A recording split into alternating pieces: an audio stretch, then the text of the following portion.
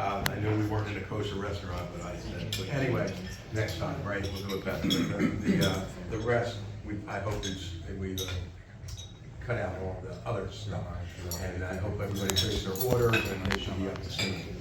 What I thought we would do is it's around 12:45. I thought what we would do is have some presentations from our panelists, about a half an hour's worth of that, and then give us a half an hour just of Q&A. That'll take us to about 1:45. Hopefully you can stay and have dessert and talk to other people and do some networking and meeting people and taking names and making deals.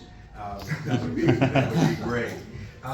You know, they tell the story, I think it was Henry Kissinger tells the story that somebody was about to, they were introducing people on the panel, and they said, I'd like to introduce our next panelist needs no introduction. I'd like you to just meet Dr. Henry Kissinger. And Dr. Kissinger stands up and he says, thank you, young man, for that introduction, but don't you know those who need it the least crave it the most.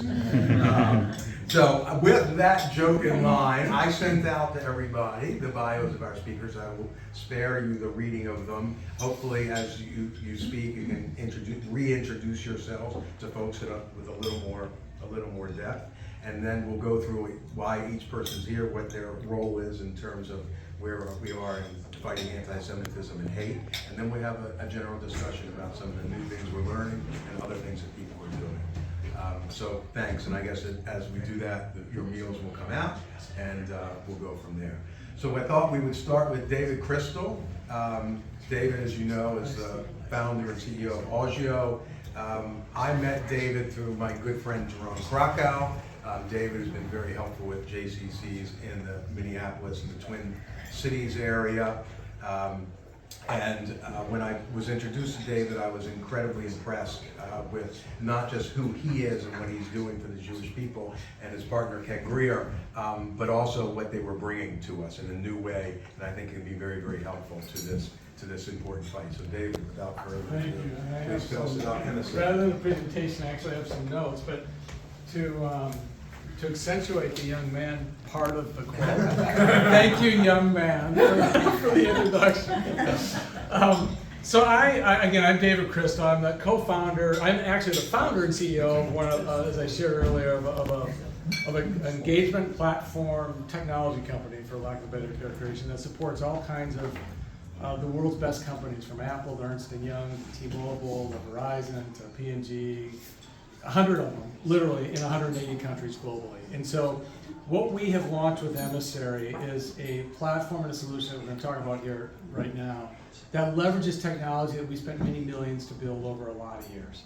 And that's why, even as a startup, we have sort of, I think, an interesting, if not unique, intersection of mission, purpose, and total inspiration after October 7th, and even worse, all the anti-Semitism that's followed, but also terrific technology and a proven platform. And so that's why we're very excited to be here with you today, and thank you for this engagement, for lack of a good characterization. So a few thoughts that we wanted to share. Ken and I were preparing the flight down this morning, but as we've shared, we worked, Ken and I and a guy named Juan Salvatierre, who was a classmate of mine from law school, not Jewish, another gentleman named David Burton. We're co-founding this, and we're about to venture with Daniel Rosen and Aron and a few others to sort of cover the spectrum from least engaged to most engaged, for lack of a better way to say it. We had the privilege of working with Matt, who's been extraordinary, Daron, and a number of others, but that relative to folks, many folks who you know. So I don't want to spend too much time talking about anti-Semitism, because I think it's a circular and very sad conversation right now. But at the same time, here's sort of the essence of how we think about it. The history that is most unnerving for us is having neighbors turn on us time and time again for literally 2,000 years. To have neighbors, classmates, friends, and colleagues turn on Jews and create a very lethal, hostile environment, literally overnight. Think of Amsterdam just this past weekend, is the most alarming part of all of this. The fact that society can so rapidly become a lethally hostile environment for Jews, from an environment once familiar and comfortable, is unlike any people or group on earth. That's what's most disconcerting, and this has happened to us consistently, literally time and time again. So where today are we arguably most at risk it's in the world of social media. Social media has become the dominant battleground for public opinion. And so we have to be there in force. We just have to find a way to do it. We all are doing it in different ways through our organization. We're focused exclusively and 100% in this space. You know, and think of it as Ken was like, we have to personalize this. Like, think of some of us have children on college campuses today. Think of what they see every time they go to Facebook. And this is what your child, my daughters, see. And then me as a parent, I'm alarmed in terms of what's happening on college campuses, but that's just the beginning of it. Think of all the social posts that I'm seeing. It's disempowering, and it makes our children, it makes us vulnerable and at times feel like literally helpless. So what we are creating is an attempt to take this on, to do something about it. We focus, again, on social media exclusively, and if we don't, we are literally otherwise being massively over-indexed. I've seen on ADL, I want to say it's like 400 posts to 1, or wherever the numbers are. It's extraordinary. And so we can't necessarily win the battle in social media, but we simply have to take it on, and over time, we do hope, obviously, to win this battle, or certainly shift opinion. So what is Emissary? It's a curate, and you can, by the way, it's emissary4all.org. This isn't something we're talking about. You can literally download it and start to play with it. We just put a chat feature in, so like think of ChatGPT, Ask Emissary. It's across the top of the app. Ask Emissary anything, right? It's empathetic, it's sensitive, it's not going to be so biased that it's like Jews fighting anti-Semitism. We don't believe that's necessarily the right approach either. But you can download it, and what it essentially is, it's a curated collection of social posts coming from vetted sources that we update twice a day. So the content is fresh, it's relevant, it's timely, and we empower and we encourage individuals to share that content, and share content that aligns with their values, that aligns with their interests, and aligns with their personal sense of mission. That's what Emissary is, and you can download it, you can play with it. We're at the we've built, as I've shared, huge companies over the years. We just sold, I say this only from the standpoint of relevance. We just sold one 2 years ago to JP Morgan. We sold one 5 years ago to a big private equity firm. It's growing very rapidly. The reason I shared this context is because it takes time, it takes persistence, it takes money, it takes a lot of pro bono time, and we're doing all of that, and we're planning for the long haul, and that's what Emissary is. But a few other things that I wanted to share before I sit down, and that is, it is not just the responsibility of the Jewish community to eradicate anti-Semitism. It's a job for all of us. So I would say, in addition to efforts that you're all taking on, we are really focused, probably more so than most, on non-Jewish participation. And that's really hard, because some of us will just download the app and use it, whether we like it or not, because it's really important to us. It's our number one issue, in terms of fighting, in terms of, everything that's important to us. It's very, but for those that are not Jewish, they have other issues. So it's got to be engaging. It's got to be fun to use. They have to find relevance in it. Some want positivity versus negativity. There's so many different themes that are sort of increasingly embedded into how we're organizing the content and the selections that you can make when you're actually in the app. Every single day, Emissary is telling a story to expand the understanding and reshape public opinion. So every day we leverage, and again, new content, community, allyship, and metrics. This is not, there are no bots. So the platform, it's what the industry calls organic influencing. Think of we all know of paid influencers. We're trying to find them to support our own efforts right now. Paid influencing is a big thing, for us, even at our age and my age, and younger, right? But organic influencing is the most authentic form of engagement, right? Because people on a volunteer basis push out content, push out messages into their own social handles, from TikTok to LinkedIn to Facebook, Instagram, et cetera, et cetera. That's what Emissary is. They take content that is relevant to them. It's organic content, it's real content, it's not created content, there's no bots. They literally are pushing it out into their own social handles. That's the power of organic influencing. A couple of other things. We have built Emissary for partnership. So when we look at the challenge, and I say this with the ultimate of admiration for all of your efforts and so many others that are here today and elsewhere, we are not unified, period, end of stop, right? There is billions of dollars chasing disconnected efforts, all of which are hugely important and hugely necessary. So So the question is, what can we do to sort of weave together our efforts and not disintermediate or disrupt any of your current really important efforts? And I don't say that to be convenient to this conversation. I don't want to upset you. It's actually, no, what you're doing from ADL to JCCA to, I mean, it's so urgent and so needed and so important more than ever before. At the same time, if there's a way to unify this or create something that each of our constituencies can use in addition to what we're currently doing, that's what we hope the value is in Emissary. It's something that, again, doesn't disintermediate what you're doing. You can send out a link. There's so many people that, in addition to writing checks, are looking for something more to do, or just simply can't afford to write a check. How about download an app and start sharing content out to your social communities, right? Super simple to do. We partner with many of you in terms of content, so if it's content that's relevant to Emissary and relevant to our constituencies, we credit it back to you, so it's a great partnership mechanism. It is unifying. That's the essence of sort of how we built this to bring it out in a big way. And it's not just Jewish partnerships. Again, we're talking to a number of non-Jewish organizations, religious-based, not religious-based, even some college campuses.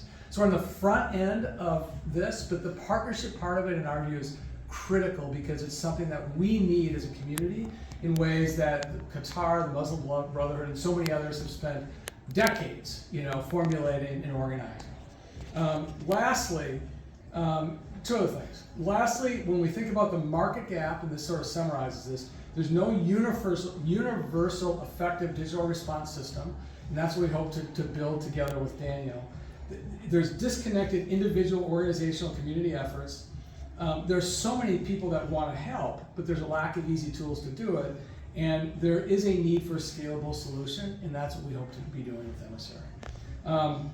So with that, I want to introduce Daniel, as he's already introduced himself. We had the privilege of meeting along this crazy journey over the last 12 months and beyond, and our own for that matter. And as we think about sort of what I would call, and Ken is a brilliant marketing person in addition to innovator. He doesn't like when I reference it this way, but when we look at when you think about billboard advertising, TV commercials, it's very sort of mass media, right? We're trying to appeal to as many people as we possibly can. Emissary is meant to be sort of mass media. It's the top of the funnel. Attract as many people as we can possibly to bring them into Emissary. But there are those that are going to make Emissary successful. So as you go down sort of the funnel or the spectrum from the least engaged but engaged to the most engaged, right? That's the stuff we're going to be working on for 3 to 5 years. And Daniel and what they've built with Aron and others at Minds and Hearts is exactly that. So, and then the last thing I want to leave you with something that was very provocative. We hosted this event in Minnesota. We're based in Minnesota, kind of. That's our headquarters, offices all over the place. We hosted a brilliant professor at an event with Twin City Jew Folk. If you've heard, there's one in Cincinnati too. It's really an amazing organization, growing. We brought in a professor who specializes in social media and social influence. And among his quote was that we are not truth seekers when it comes to identity relevant issues. Think of it. We are all so focused on our own identities, especially younger generation. They have social identities. And once those identities are established, it's very hard to move people off of it. So we are defenders of our own social groups. So identity and belonging matters more to us than truth. So here we are trying to take on this battle of truth, recognizing it is a gigantic uphill battle. And even if we do an amazing job with putting out posts and sharing and all these other things, it is still really hard to convince people. And the smarter they are, the more attached they are to their own identities, to move away from these identities. And that's why the effort that Minds and Hearts is doing, that makes it very real, right? And makes it very sort of connected and touches people in ways that we can't necessarily do just in social media, is so critical. And that's why we're so excited about this combination that you'll all be hearing about probably in a few weeks. I don't think it's premature to talk about it. So we've got to know each other a lot over the last few months. It's been awesome. So Daniel, and thank you.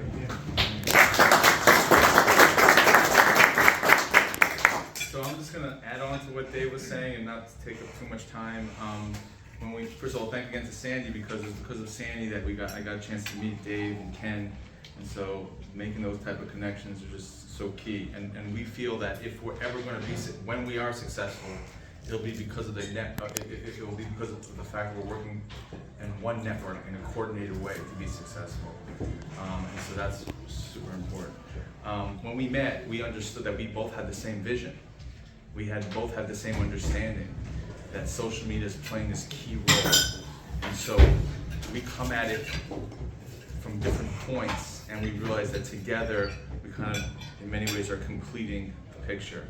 And so our understanding is that, again, through the power of people, through individuals, from the bottom up is how we're going to be successful. And the way we do that is first we define communities in a little bit different way than we might think about. A community can be a school and its alumni. It can be a camp and its alumni. It can be a synagogue and its and its constituents. It can be a major Jewish organization. It can be a medium-sized Jewish organization. It can be a WhatsApp leader and all those who are on the WhatsApp. It can be an influencer and all the people that listen to them. These are all different types of communities that we need to reach out to and engage in. And so our goal, for this point at least, is to reach out to middle-sized organizations all the way down to the unaffiliated individual. And we want to reach that person. And of course, we want to also deal with the larger Jewish organizations as well. We want everyone, but our focus up until now has been that. And we've made partnerships with a whole number of smaller organizations. An example would be the Russian American Jewish Experience, which has about 30,000 constituents, and they've agreed that once we're ready with our product, that they're going to distribute among their people. In Queens, from New York, Queens County, a Bulgarian community called Chazak, which has 20,000 constituents, have agreed to share this tool to all of their constituents. And it's through meeting with different communities that we feel we can have an impact. And it's also for that person who's completely unaffiliated, is walking in the streets of Manhattan and seeing protests, feeling alone completely, and not feeling any power, that we want to get to that person. It's that individual, and this is where our methodologies have merged. There's one impact of posting something to your own feed. But sometimes, yes, you're influencing those people, but it's within your own echo chamber, and we want to get outside the echo chamber. I want to give you just one or two quick examples, then I'll stop, about how this can be accomplished. Our goal is to get tens of thousands, hundreds of thousands, maybe millions of people working together in a coordinated way. And assuming we can do that, when events occur, let me give you an example. Let's say CNN.com came out several months ago and said, Israel bombed Shifa Hospital, killing hundreds of thousands of innocent Palestinians. Well, we found out it wasn't them. We found out it was Islamic Jihad, right? And once we got that information, we could have then sent that message to our tens of thousands of people who are following us and said, hey, go to CNN.com, make a comment, here's 10 different ways you can do it. And we could have flooded the comment section on CNN.com. And instead of what we saw, which was Palestine, Palestine, Palestine, Israel, Palestine, Israel, Palestine, Palestine, it could have then maybe been Israel, Israel, Palestine, Palestine, Israel, Israel. As David said, we might not win this war, but we can affect the narrative. That's one example. One more example. Let's say you have an influencer who's very anti-Israel or anti-Semitic, depending on how you define it, okay? And they're constantly saying things that are like that. If we sent 5,000 people to their page and commented, hey man, that's wrong. Hey, that's, you're being an anti-Semite. Hey, don't do that. Well, that influencer starts to understand, this is not good for my brand. I better stop saying these things. And that's how we impact people. And it's a function of time and people and money. And the more people we have acting, the more things we can influence, and the more effect we can have. So that's what we're about, what the emissary is about. And each participant is going to be called an emissary. And we should all here become emissaries. And so, thank you for your time. Thank you. Well, I think from the presentations, first, thank you both. I think you get a sense of what we're trying to do and why I wanted all of you in this room, is because what we're trying to do with Emissary and with Minds and Hearts and others is we're trying to create the platforms on which all of you in this room who have these large organizations and large connections, you can take advantage of it, right? All of this is meant to, so as as we were saying, this is meant to be able to reach the largest possible number of people.